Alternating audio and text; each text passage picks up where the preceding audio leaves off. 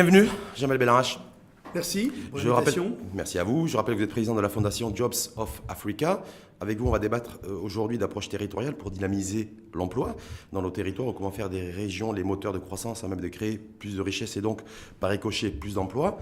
La question ou les questions qui vont se poser, c'est quel levier actionner, quelle politique faut-il mener, quelle formation professionnelle adopter ou encore quels sont les obstacles, contraintes à surmonter pour combattre durablement le chômage. Régionalisation, territoire, chômage, emploi, péréquation, compliqué ou pas, Jamel Belarache, pour vous? Écoutez, rien n'est compliqué lorsqu'on a au moins une vision, lorsqu'on a une démarche volontariste et lorsque les acteurs ont envie de contribuer à quelque chose qui est important, qui est la création de valeur.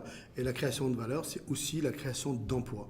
Donc je pense qu'aujourd'hui, force est de constater qu'on a quand même un problème de vision sur cette question de l'emploi. On a un problème de volontarisme.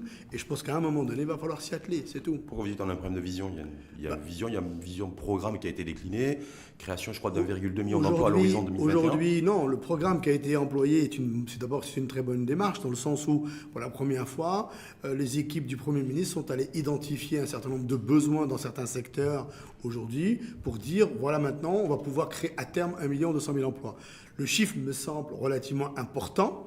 Là, c'est un excès de volontarisme, mais en tout cas, au moins pour une fois, il y a un objectif, mais ce n'est pas une vision. Une vision, c'est assez systémique, c'est du moyen, du long terme, et ensuite, c'est une mécanique qui se met en place. Mais déjà, c'est une première initiative que personnellement, je salue, mais je la trouve incomplète parce que historiquement, la SEGEM n'a pas été totalement impliquée à l'époque. Et selon vous, l'approche par territoire, ou en tout cas l'approche territorialisée de la question de l'emploi, ça peut être aussi un levier, parce que parfois on a l'impression qu'on a essayé beaucoup de choses ces dernières années, mais qu'on n'est pas arrivé à trouver de solutions, d'espèces d'antipoison contre le chômage. Est-ce que l'approche territoriale peut être une solution?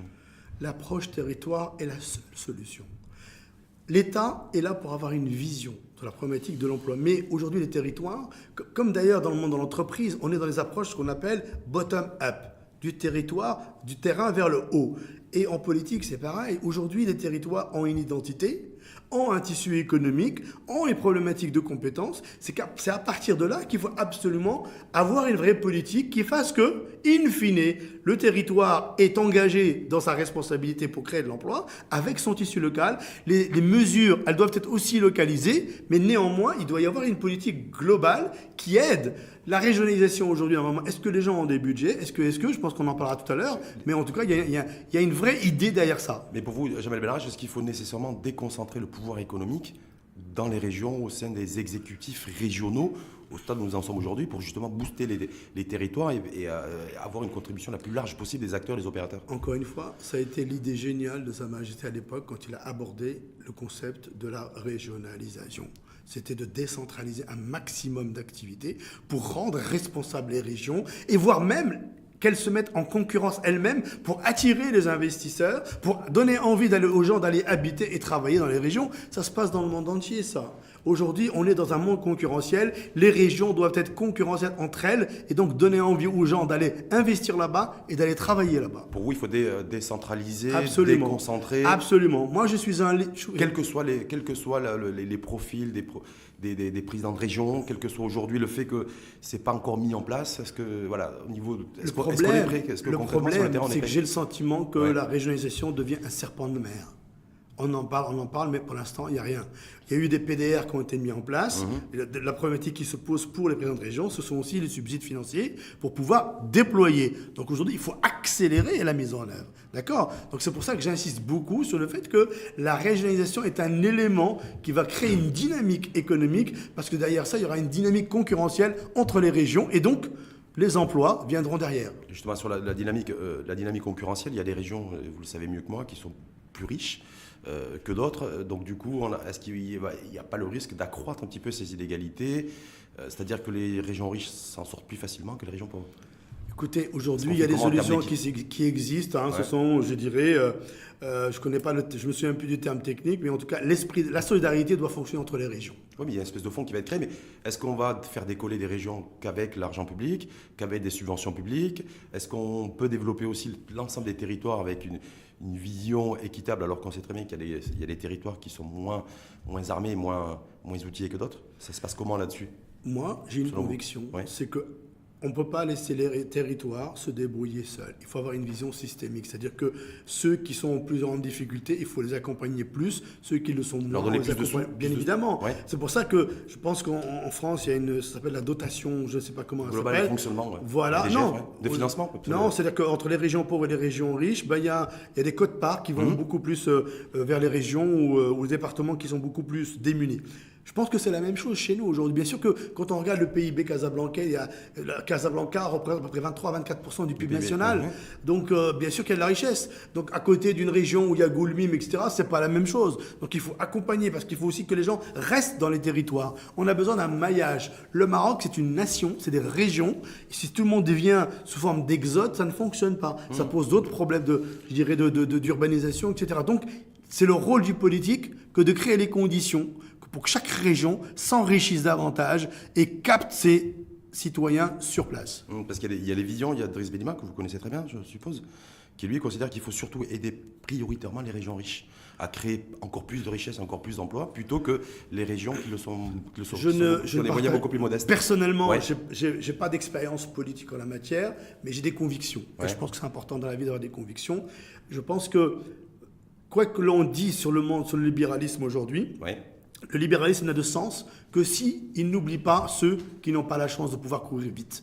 Or, il y a des régions qui ne courent pas assez vite. Si on donne plus d'éléments, ou si on dope davantage les régions qui vont vite et on laisse les autres mourir, on va vers d'autres problèmes. C'est un peu comme l'histoire des migrants aujourd'hui. Pourquoi ils quittent leur pays? Parce qu'ils sont pas en sécurité, ou parce qu'ils ne sont pas en sécurité économique, etc. Or, aujourd'hui, tout le monde commence à dire il faut absolument qu'on crée les conditions pour que les gens restent dans leur pays, qu'on crée de l'activité dans leur pays. C'est la même dynamique, c'est la même philosophie pour nos régions. Pourquoi aujourd'hui on ne créerait pas cette dynamique-là pour l'oriental, pour le sud, pour l'ouest, etc. Donc non, le Maroc ne doit plus être perçu comme un îlot dans une région donnée et que le reste, on s'en fiche. Non, il faut s'intéresser à tout le monde en même temps. Mais pour autant, vous parlez de concurrence intra-territoire. C'est logique, Donc, c'est logique. Moi oui. aujourd'hui, si je suis maire d'une ville de Goulmim par exemple et que j'ai identifié un certain nombre de potentiels fonciers et autres, j'ai envie de faire venir des gens. Donc je créerai les conditions pour donner du foncier peut-être gratuitement à des investisseurs qui créeraient une usine chez moi. En contrepartie, ils vont me créer de l'emploi. Ça se passe partout pareil. En Europe, c'est comme ça. Donc vous considérez qu'en fait les présidents de région doivent avoir aussi ce pouvoir fiscal de Mais fixer bien la évidemment, fiscalité dans les... il faut considérer les patrons de région comme des patrons d'entreprise aujourd'hui. C'est-à-dire qu'il faut leur donner les moyens, qu'ils se donnent les moyens d'y arriver. Parce qu'on gère une région comme on gère une entreprise. Mais bien évidemment, Pour vous, Jean-Manuel Bellarage. parce qu'il faut créer de la richesse. Oui. Une région doit créer de la richesse pour créer de l'emploi. Il faut qu'on revienne quand même à des fondamentaux, Sir Rachid. Qui crée de la richesse? Qui crée de l'emploi? C'est l'entreprise. L'entreprise, pour qu'elle crée de l'emploi, il faut qu'elle puisse investir. Donc il faut qu'il y ait un climat, des conditions d'investissement et de compétitivité. Donc à ce moment-là, un président de région, une fois qu'il a absolument analysé son maillage territorial, il crée les conditions pour y arriver. Donc il doit avoir les moyens d'y arriver. Donc créer de la concurrence sur les régions, au contraire, c'est sain. Donc une fiscalité aussi par territoire. Bien c'est ce qu'on évidemment, peut il faut imaginer. être agile. On rentre dans un nouveau monde. Donc on aura des espèces aussi de Maroc, des fédérations avec des régions parfaitement autonomes, y compris d'un point de vue fiscal. C'est un peu C'est ce que vous voulez- c'est un peu l'idée c'était l'idée initiale de Sa Majesté par rapport à nos provinces du Sud à la base. Ouais. D'accord. Donc aujourd'hui, on rentre dans un monde où l'agilité est nécessaire pour rester compétitif. Il faut rendre nos régions agiles. On a des gens à la tête des régions qui sont relativement compétents, qui ont déjà cette vision-là. Il faut simplement leur donner plus de moyens et accélérer. Notre problème de fond, c'est l'inertie entre le moment où on a une idée et le moment où on la met en œuvre. Il peut se passer 5, 10, 15, 20 ans. Le temps numérique ne nous permet plus aujourd'hui d'avoir un temps politique aussi long parce qu'entre-temps, on crée de la misère, on crée des inégalités et donc on crée des crises et donc on développe le développement de l'obscurantisme. Et sur la question de l'emploi, justement, pour développer l'emploi, est-ce que vous êtes partisan, vous, Jean-Manuel Bellarage, d'une fiscalité un petit peu à taux zéro, à l'image un petit peu des zones franches qui vont être installées dans chaque région, d'ailleurs, avec une fiscalité préférentielle? On travaille comment en termes d'approche en matière d'emploi aujourd'hui? Qu'est-ce que vous voulez que je vous dise, c'est Rachid? Ouais. J'ai été président du CJD en 2003. En 2003, on a publié un manifeste de la croissance dans lequel il y avait le SMIC à 3 000 dirhams avec zéro charge sociale. C'est-à-dire que sans pénaliser l'entreprise, on créait de la valeur au niveau du salarié et donc on les permettait d'eux. Donc bien évidemment que je suis pour le salaire zéro charge en fonction des régions, en fonction des problématiques. Aujourd'hui, toutes les recettes historiques qui ont été mises en place sont caduques. Il nous faut réinventer un nouveau modèle, au-delà du modèle de développement dont Sa Majesté parle aujourd'hui, qu'il faut absolument accélérer, mais même dans la façon d'approcher les problématiques de l'emploi, il faut repenser la mécanique. Il faut qu'on se réinvente aujourd'hui. Réinventer la politique salariale, réinventer la politique fiscale, réinventer la fiscalité sociale. C'est pour ça que j'appelle de mes voeux depuis des années, vous le savez très bien, à la mise en place d'un contrat social d'un nouveau genre, à de nouvelles relations avec les partenaires sociaux, à la mise en place d'une TVA sociale pour réduire les charges sociales. L'entreprise marocaine n'est pas compétitive. Comment on l'aide? C'est ça la vraie question. C'est pas comment faire rentrer plus d'argent dans les caisses de l'État. Ça, c'est une conséquence. L'origine du problème, c'est comment je rends mes entreprises compétitives. Et c'est ça, absolument que cela, qui doit hanter le gouvernement. Pourquoi? Parce que vous considérez qu'aujourd'hui, on regarde d'abord que peut me rapporter l'entreprise en matière de recettes Mais fiscales. bien évidemment. Au niveau du budget de l'État, les comptes Mais publics. bien évidemment, Ouais. évidemment, aujourd'hui, on a une problématique. On a d'abord un tissu économique relativement informel important, quand même, plus de 60% de l'économie quasiment qui est dans la formelle.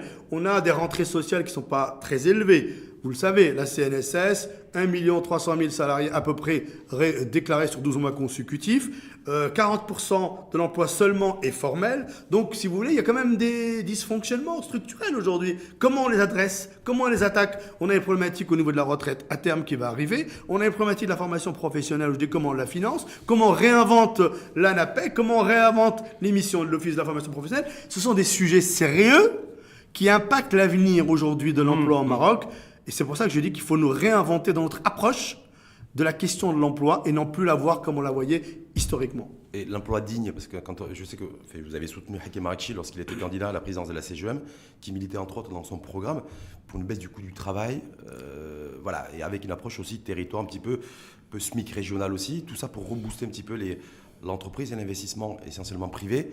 Voilà. Est-ce que ça passe aussi par une réduction du coût du travail, par un taux de, enfin, je sais pas, un emploi un peu marginal et marginalisé dans les territoires pour pouvoir relancer l'emploi? Merci pour votre question, M. Rachid. Aujourd'hui, encore une fois, il faut avoir une approche systémique. La baisse du coût du travail est un élément, pas le seul. Parce que mais c'est un élément qui compte pour vous? Bien évidemment que ça compte, parce que le coût du travail marocain est important, contrairement à ce qu'on pense.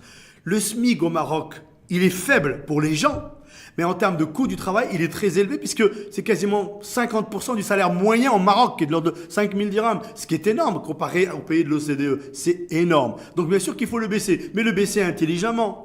Bien sûr, c'est pour ça que l'histoire de la TVA sociale est un des éléments stratégiques de réflexion qui permettrait de répartir la charge au niveau de la consommation, bien évidemment, mais en même temps qui permettrait aussi d'élever un peu le revenu disponible pour le SMICAR, puisqu'il aurait moins de charges sociales à payer aussi, et donc l'employeur. Donc c'est pour ça que je vous dis aujourd'hui, il faut réinventer, il faut disrupter notre approche de la question de l'emploi et de la question de l'économie au Maroc. C'est-à-dire qu'il faut la repenser autrement, avec une vraie fulgurance. Mais c'est-à-dire la repenser autrement, parce qu'on doit repenser un nouveau modèle de développement, on doit repenser un modèle économique aussi, y compris régionalisé, on doit repenser l'emploi, on doit repenser la fiscalité. Notre vision économique est caduque dans le monde d'aujourd'hui. Nous sommes dans un monde, comme on dit, VUCA, vulnérable, incertain, complexe et ambigu. Ça veut dire qu'aujourd'hui, il faut que les gens acceptent de se poser autour d'une table et de penser les choses autrement. Et le coût du travail est un sujet.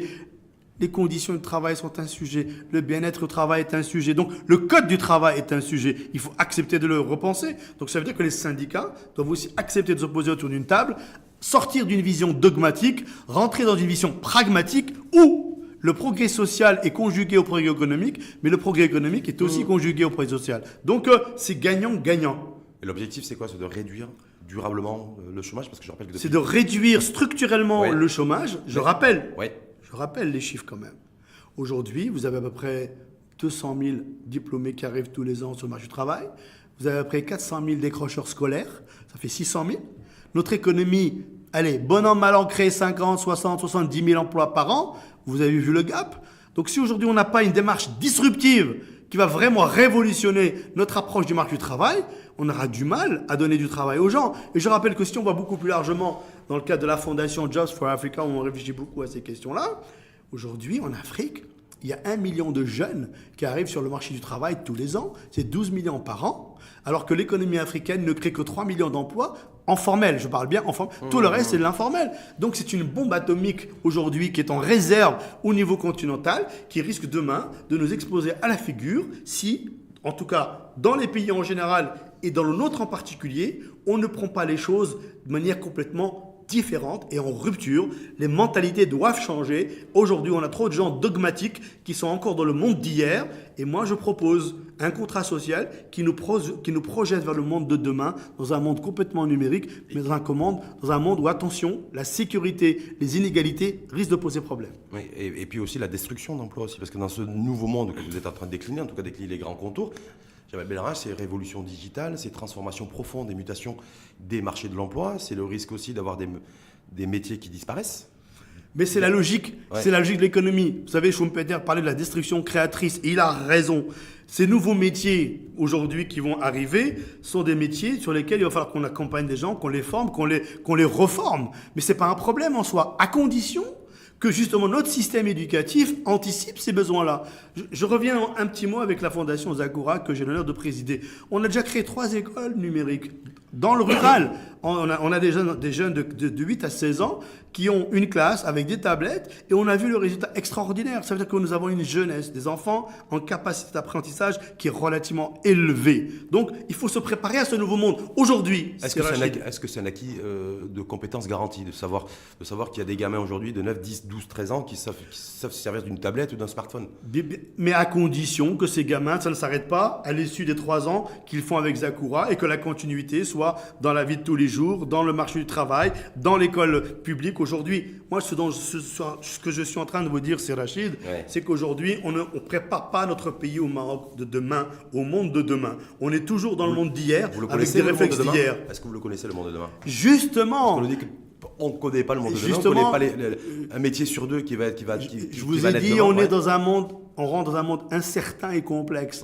Il faut que nos jeunes, il faut que notre élite aborde la complexité, essaye de déchiffrer ce monde. Personne ne le connaît. Par contre, on sait quels sont les ingrédients qu'il faudrait mettre en place pour limiter la casse. Moi, je n'ai pas peur des métiers qu'on va supprimer dès lors que ces emplois qu'on peut supprimer demain, ces personnes, on les reforme, on les accompagne à appréhender. Parce que je pense que globalement, l'être humain a une capacité d'apprentissage qui est relativement élevée. Sauf qu'aujourd'hui, on ne fait rien pour ça. On est dans un modèle où on fait de la formation technique avec l'office en masse. On est dans un modèle où l'école publique forme ce qu'elle forme aujourd'hui. Mais in fine, rien ne les prépare au monde de demain, d'un monde numérisé. Qu'est-ce qu'on peut imaginer comme structure intermédiaire pour former, reformer, accompagner, réaccompagner celles et ceux qui seraient à même demain de pouvoir décrocher un métier de demain? C'est Rachid. Moi, ce que je dis aujourd'hui, c'est qu'il faut arrêter de créer des structures. Il faut faire la révolution culturelle de nos dirigeants, de notre élite. Parce que c'est ça qui compte.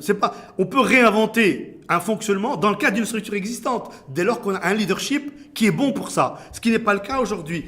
Aujourd'hui, la big picture du monde de demain, très peu de gens l'ont. C'est pour ça qu'il y a une difficulté aujourd'hui à ce que les politiques, les parlementaires, les gens qui sont au gouvernement, l'administration, a du mal. Regardez par exemple, prenons la Direction Générale des Impôts.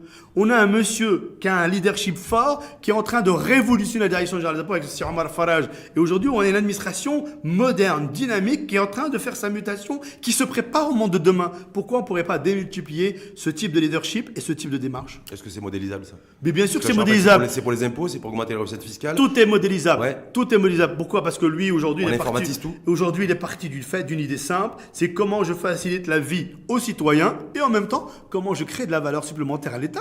Puisque je vous rappelle que si on prend que l'exemple de la vignette, 400 millions de dirhams de chiffre d'affaires en plus, c'est rentré dans les cases d'État grâce à la digitalisation. Tout à l'heure, vous faisiez référence à 2 chiffres que je vais reprendre. Ouais. Les 200 000 personnes diplômées, en tout cas jeunes diplômés qui arrivent sur le marché du travail, et les 360 000 ou 370 000 personnes, étudiants qui quittent prématurément le système scolaire. Comment on fait pour les recycler? Comment on fait pour les remettre sur les rails? Est-ce qu'on peut adopter la même méthodologie, la même méthode que le patron de la DGI? Écoutez, parce qu'on parle de l'humain, là. On parle de l'individu, on ne parle pas de chiffres. Est-ce que le challenge est... Moi, les chiffres que vous me donnez, donc effectivement, vous avez raison. Je donne un autre chiffre. Ouais. D'accord, dans un autre pays, la France, que je connais un peu comme vous. Le président Macron a mis 15 milliards d'euros pour la formation des chômeurs et la formation continue. 15 milliards d'euros. Combien on met, nous, à côté? Aujourd'hui, les entreprises payent 1,2... Combien on met à côté? À côté, nous, les Marocains. Quel est le budget de la formation? Justement, aujourd'hui, l'entreprise marocaine paye 1,2% de la masse salariale de la taxe professionnelle, qui aujourd'hui sert exclusivement à financer les bâtiments de l'Office de la formation professionnelle pour former à la formation initiale, pas soit pour la formation continue ou la formation des chômeurs. Aujourd'hui, les 600 000 dont vous me parlez, effectivement, aujourd'hui, comme ceux qui sont au chômage inscrits à l'APEC, on doit mettre des budgets conséquents pour les reskiller, pour les reformer en fonction des besoins du marché du travail. C'est mettre plus d'argent ou dépenser mieux l'argent? Je rappelle que c'est public. Hein. Aujourd'hui, c'est l'argent des impôts des Marocains et des Marocains. D'abord, c'est mettre plus d'argent parce que le volume est important et en même temps, veiller à ce que cet argent soit bien utilisé. C'est les deux en même temps. Là, je fais du macronisme, d'accord? Donc, c'est effectivement très important de dire, mais on a 600 000 de jeunes qui sont là, mais rappelons-nous qu'il y a quand même plus d'1 million et quelques statistiquement au chômage. 1,2 million. Voilà. Et rajoutons, entre guillemets, les fameux NEETs, les gens qui ne sont ni à l'école, ni en formation, ni en stage ou autre, qui représentent à peu près 30% de la population des jeunes, 15-24 ans, ce qui n'est pas rien.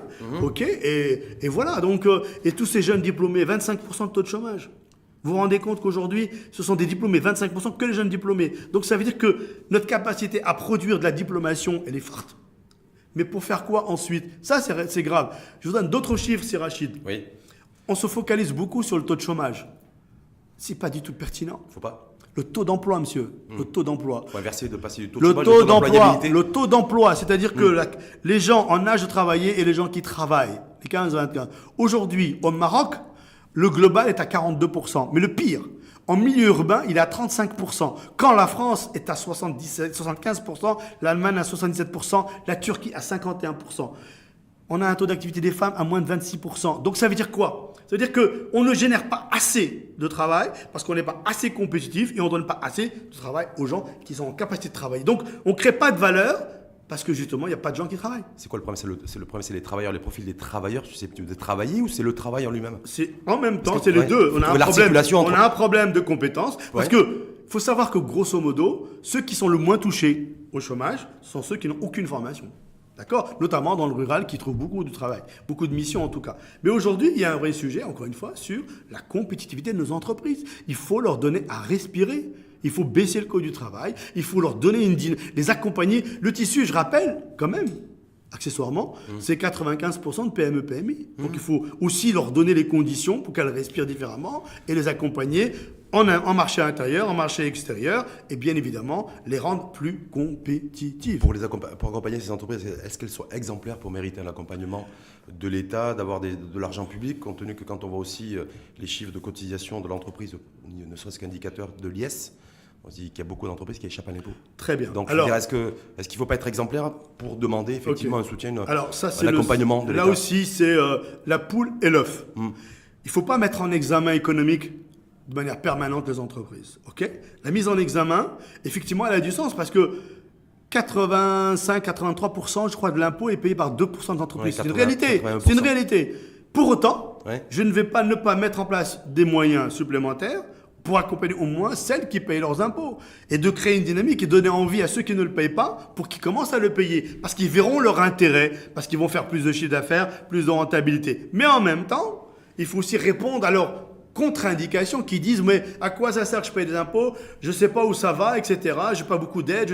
Donc c'est tout ça qu'il faut remettre en place. Et c'est pour ça que quand Sa Majesté appelle à la réflexion sur le modèle de développement économique, c'est tout ça qu'il faut mettre développement sur la table. tout court d'abord. Ben justement, donc de quoi on parle, quelle économie on veut dans les 20-30 prochaines années, parce que le Maroc a changé d'environnement, de contexte, et puis quel contrat social, parce qu'il faut qu'on parle des gens qui ont du mal à vivre avec 2500 dirhams par mois, des gens qui ont du mal à vivre avec 5000 dirhams par mois, parce que le coût de la vie est énorme, contrairement à ce qu'on pense. Donc, si on ne remet pas tout ça sur la table, on va rester avec des revendications dogmatiques, mais on ne voit pas le Maroc qui bouge. Et si ce Maroc qui bouge, on le voit avec les territoires, de toute façon, est-ce que les territoires, c'est 12 territoires qui sont différents. Je crois que c'est 3 territoires, c'est 60% à peu près de la croissance économique. Voilà. Est-ce que là, il y a un sacré challenge aussi pour répondre en même temps aux attentes, j'ai envie de dire, des citoyens en termes de services publics et également répondre aux attentes des Marocains et des Marocains en matière d'emploi et de développement économique. Donc voilà, je veux dire, il y a une espèce d'équation avec plusieurs inconnus qu'il va falloir trouver.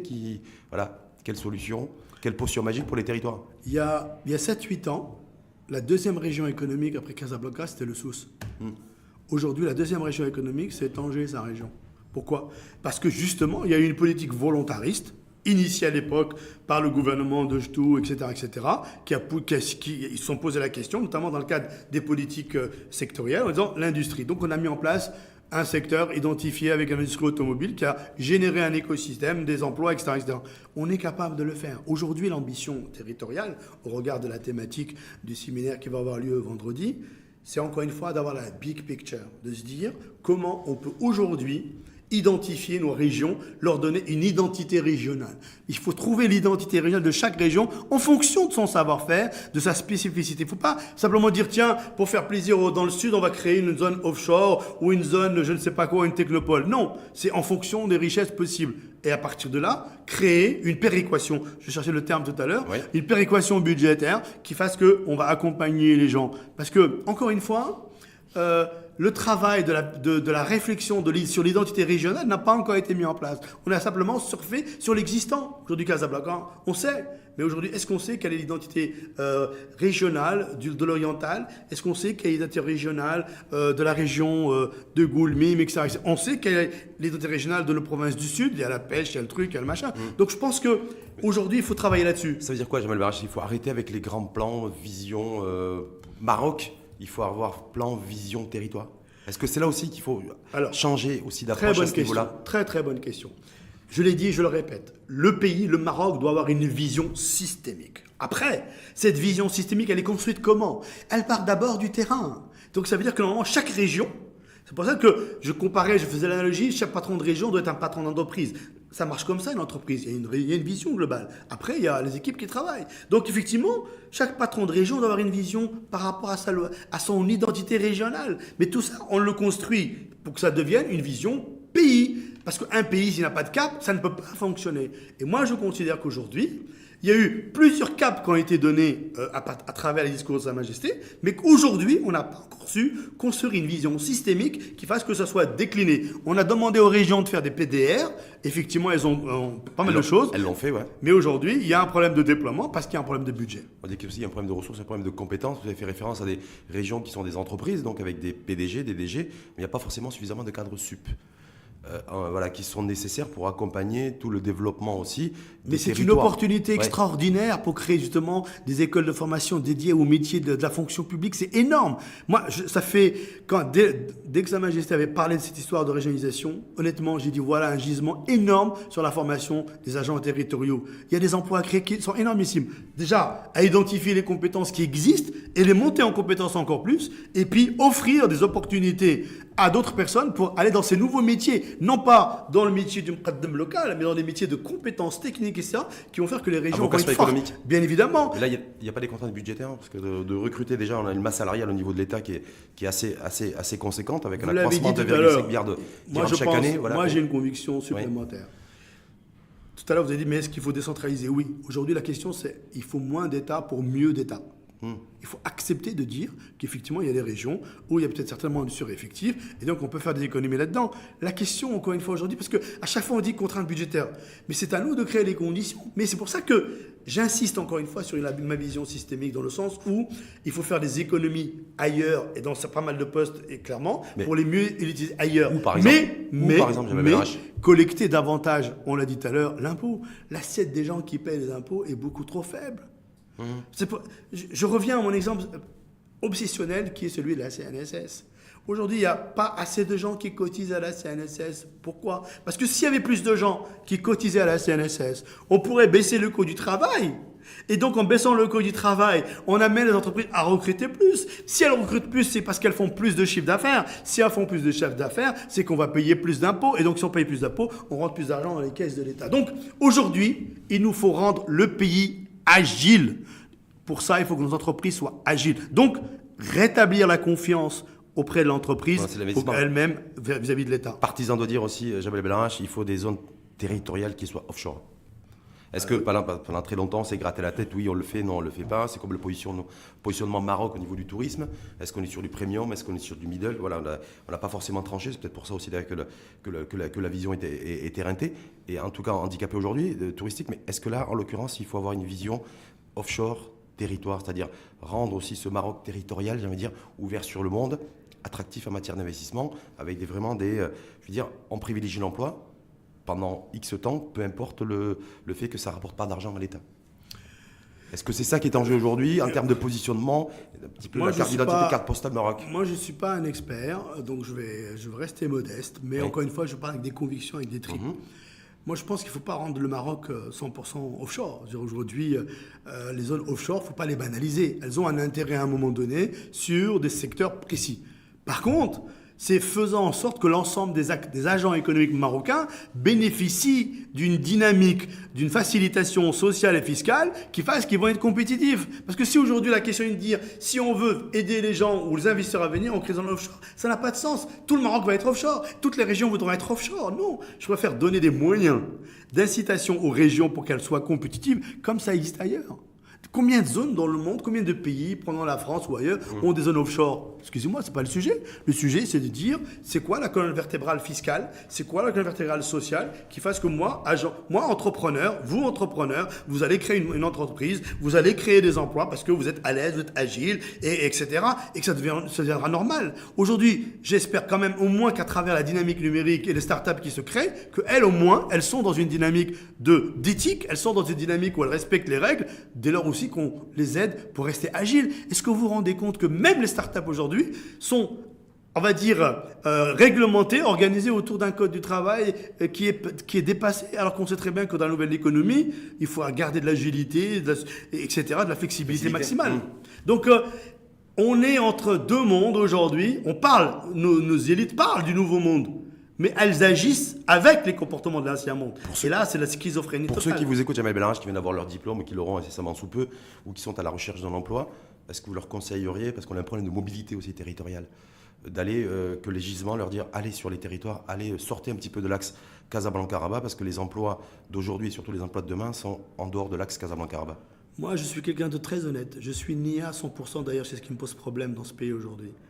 Je ne vais pas dire à ces jeunes d'aller à la mobilité parce qu'aujourd'hui, aucune région n'est capable de les accueillir. Où sont les écoles? Où sont les systèmes? Où sont les logements? C'est facile de dire aux gens d'aller habiter à Tanger ou à Goulmim ou à Agadir s'il n'y a pas les conditions. Bien sûr qu'il faut faire ça, mais une fois qu'il y a ça, au contraire, il faut pousser à la mobilité aujourd'hui. Il faut même donner des primes de mobilité pour pousser les gens à aller aménager avec leurs enfants. Mais encore une fois, je ne vais pas quand même condamner des gens, contre guillemets, à aller habiter dans une région où il n'y a aucune condition de vie normale par rapport à leur référentiel. Demain, un cadre financier, même si demain il y a une multinationale qui lui propose X milliers de dirhams de salaire en plus pour aller dans une région, il va dire mais il va penser d'abord à sa famille, à ses enfants. Donc il faut d'abord créer les conditions, encore une fois, d'urbanisation, de prestations de services, d'éducation qui fassent que j'ai envie d'envoyer mes enfants là-bas. Je ne peux pas proposer quelque chose à quelqu'un que je ne proposerai pas à mes enfants. Aujourd'hui, je ne le ferai pas à mes enfants. Je suis honnête. La clé aussi, c'est la mobilité aussi. Bien évidemment, c'est la mobilité nationale et à l'international. Oui. Non, mais à l'international, on a l'impression qu'elle pose moins de problèmes qu'au niveau national. C'est on vrai. l'a vu au niveau de la santé, il y a des freins. Voilà. Bien sûr, bien sûr. C'est pour ça que je dis, voilà, la clé aussi, c'est être mobile, flexible. L'environnement qui préconise, en tout cas, qui assure une forme de flexibilité, mais aussi de mobilité aussi pour les. C'est pour ça que je vous parlais de réinventer quelque chose. Il nous faut réinventer un nouveau modèle, il nous faut réinventer, mettre en place un nouveau contrat social.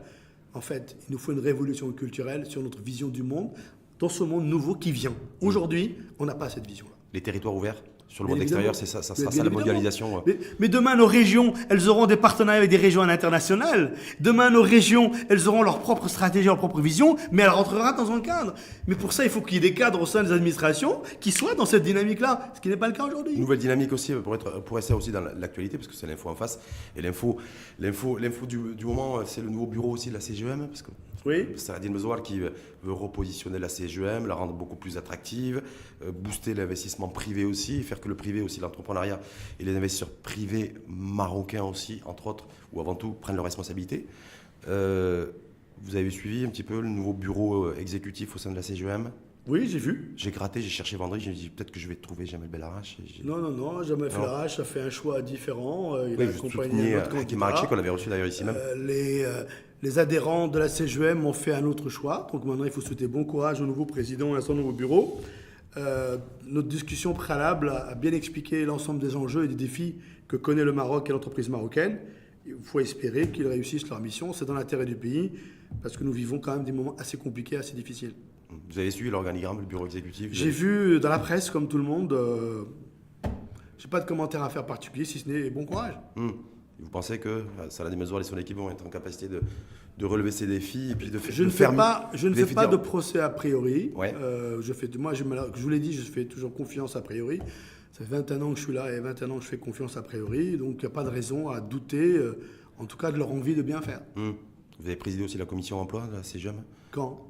Non, vous avez présidé la j'ai commission présidé, emploi. oui, pendant Double mandat, vous avez fait. Le programme que j'ai mis en place il y a plus de 6 ans est toujours en cours, puisque même les mesures qui sont proposées aujourd'hui, c'est toujours dans le cadre du programme que j'avais mis en place. Maintenant, il faut espérer simplement qu'ils réussissent à avoir des résultats et qu'ils concrétisent des choses comme le droit de grève, la modification du Code du travail. C'est mon ami, entre guillemets, Hicham Zouanat, qui a pris la commission. Enfin, lui, c'est le social. Donc, j'espère en tout cas qu'il réussira à convaincre les syndicats. Donc, c'est dans l'intérêt du pays, tout ça. Ça vous embête pas de ne pas continuer l'aventure au sein de la Non, CGM? non. Je particulier. pense que j'ai d'autres combats à mener qui sont les miens. Et moi, je suis un homme d'idées. Ce qui m'importe, c'est de réfléchir et d'agir. J'ai ma fondation Jobs for Africa, j'ai l'éducation avec la fondation Zakura. Je pense que mon timeline est assez chargé comme ça. Et puis c'est bien de se remettre un petit peu en retrait de certaines choses, parce que ma conviction est qu'il ne faut pas avoir raison trop tôt dans ce pays. Raison trop tôt? Ouais. Non, c'est mieux que d'avoir raison tout court? Non, il ne faut pas avoir raison trop tôt. C'est comme ça, je pense que c'est une règle. Je n'avais pas comprise, maintenant je l'ai comprise. C'est une question d'horloge, c'est ce que vous voulez dire en fait? Oui, exactement, c'est une question d'horloge. Vous avez parlé du temps politique, du temps social et du temps numérique. Malheureusement, on n'a toujours pas saisi cette notion temporelle, et c'est celle qui va nous poser problème si on ne sait pas accélérer la disruption nécessaire pour notre pays. Dernière petite question aussi, c'est parce que c'est aussi l'actualité, la France qui remporte sa 2e Coupe du Monde, Maroc en tant que pays francophone. Et puis Jamel Bellarage qui est un pur produit aussi de le binationaux, c'est ça? Vous l'avez vécu comment cet événement? Écoutez, un peu de stress. Big événement planétaire d'ailleurs. Non, big événement planétaire, mais moi, si vous voulez, malheureusement pour moi, je n'ai regardé le match qu'avec la Coupe du Monde, en tout cas pour l'équipe de France, qu'avec une vision politique, où je me dis, d'ailleurs j'ai tweeté pas mal hier là-dessus, l'Afrique a donné la Coupe du Monde à la France. Donc ça veut dire que la France doit accepter sa diversité et sa pluralité. J'espère que les politiques français vont mieux faire cette fois-ci qu'ils n'ont fait en 98. Parce qu'à part sortir, je dirais, de la chansonnette Black Blamber, il ne s'est rien passé en termes d'intégration. Là, j'espère que ça va bouger, d'autant plus qu'en ce moment, en France, c'est très difficile politiquement et socialement. Il y a beaucoup de stigmatisation de la jeunesse des banlieues. Il y a beaucoup d'islamophobie qui s'installe durablement auprès des intellectuels français qui n'ont plus peur de dire les choses. Et quand je vois cette équipe de France magnifique, la plupart avec des origines africaines, banlieusardes et autres, je me dis... la majorité d'ailleurs de l'effectif. Absolument. La France qui m'a fait grandir, la France qui m'a formé, la France qui a fait de moi ce que je suis, elle est belle lorsqu'elle accepte ça. Moi, j'ai fait partie d'une génération qui a été acceptée et qui m'a permis de m'intégrer correctement et qui m'a permis de venir dans mon pays ensuite faire ce que j'avais à faire. Et moi, j'aime cette France-là. Donc cette Coupe du Monde, pour moi, elle doit d'abord maintenant... C'est la post-Coupe du Monde qui m'intéresse. Maintenant, sur le jeu, c'était pas extraordinaire, mais efficace. Les Croates ont été excellents, mais les Français ont été plus efficaces. Au-delà de la dimension africaine, avec ces joueurs natifs nés, parce qu'on a tendance à l'oublier, nés en France, bien sûr, d'origine africaine, il y avait une personne aussi qui nous est proche culturellement, c'est Adil Rami, franco-marocain, et qui a tweeté aussi en disant voilà, je suis fier d'avoir contribué aussi à ce que la France remporte sa 2e Coupe du Monde, et puis aussi j'ai une pensée pour le Maroc. Non, mais au-delà de ça, si vous permettez, c'est Rachid. L'exemple de Rami que vous donnez est extraordinaire. Et j'aimerais qu'on conclue là-dessus si vous le voulez bien. Rami n'a pas joué une seule minute de la Coupe du Monde, mais il a été un leader extraordinaire pendant toute la Coupe du Monde. Ça veut dire quoi? Ça veut dire que non seulement il s'est approprié justement la dynamique, ou plutôt l'identité française, il a joué le jeu alors qu'il ne l'est... Dans un autre contexte, il aurait pu dire en retrait, j'ai pas joué, etc., etc. Et ça montre que lorsqu'on arrive à créer une identité commune, des valeurs communes, une vision commune, peu importe le rôle que l'on a, l'essentiel c'est d'être là au bon moment. Et Adil Rami a été là, et moi je le salue fortement. Et au-delà de son origine marocaine ou autre, parce que c'est pas le sujet. Le sujet justement, c'est de ne pas perturber les gens avec la multi-identité. Aujourd'hui, ils ont une identité qui est la leur. Ils ont tous dit l'équipe de France, fiers d'être français, vive la République, etc. Et hier soir, sur les Champs-Élysées et ailleurs, c'était multicolore, en dehors des incidents qui ont eu lieu. Donc ça veut dire qu'à un moment donné, on sait se retrouver. Et Dieu merci, le foot permet ça. Et moi, en ce qui me concerne, j'étais un grand footeux, vous le savez, et donc j'ai retrouvé un certain nombre de réflexes, on va dire, comportementaux, et parce que même dans une ville comme Dreux, ben, on était différents, mais quand on gagnait, tout le monde était derrière nous. Et ça, c'est fort. Merci Jamel Belrach. Merci à vous. Je rappelle que vous êtes le président de la fondation Jobs of Africa. For Africa. For Africa, c'est quoi la différence entre Jobs of Africa et Non, Jobs c'est Jobs for pour l'emploi, Voilà. en fait, Exactement. des métiers de l'emploi pour l'Afrique. Voilà. Merci Jamel Merci Belrach à vous. et bonne journée. Merci.